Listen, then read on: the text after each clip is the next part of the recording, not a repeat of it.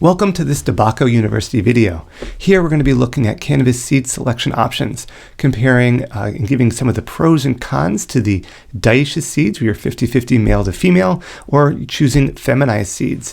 Which one might be the best fit for your operation, we'll discuss here on this video.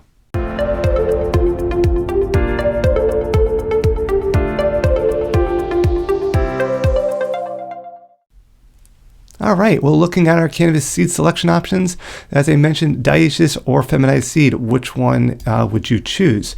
Keep in mind those dioecious seeds typically have a 50% male, 50% female ratio, at least theoretically. If you're growing a small number, you might not quite get to that exact 50-50 split, but if you grow them on a large scale, typically they'll fall right around those even split there, male to female. Where a feminized seed will produce generally a female plant at least over 95% of the time. So again, what are the pros and cons to these? Well, starting with dioecious seeds, what's the advantage of choosing those that will produce 50% male or female? Well, they have more genetic variability, so that can be an advantage to some people, especially if you're looking at breeding. Now, they can produce pollen of a chosen strain, which might be difficult to find or get, particularly those that are breeding.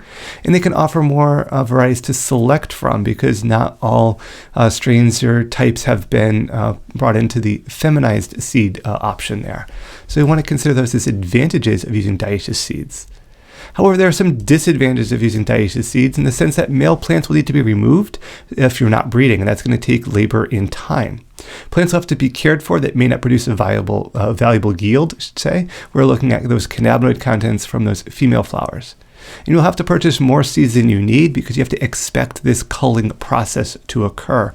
So those are some of the disadvantages to choosing dioecious seeds. Looking at feminized seeds, what's the advantage of a feminized seed?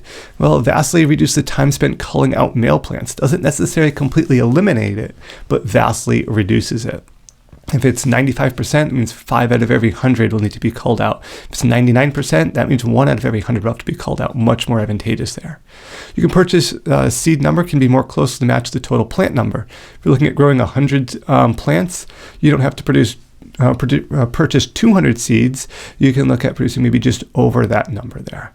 And cost. Sometimes feminized seeds can be less expensive in some cases, but that can depend on the strain, the variety, or the availability of that seed. Then get into the disadvantages of using feminized seeds. Well, there's limited strain selection options, so that's going to reduce the types that you can potentially grow.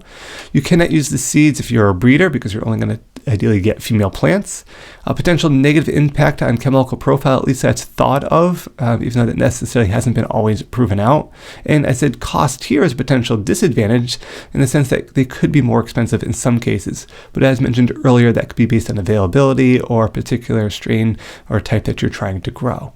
So again, if you're choosing seeds, keep in mind there are still some options. Do you choose the feminized seed route or do you choose the dioecious seed route? That's up to you.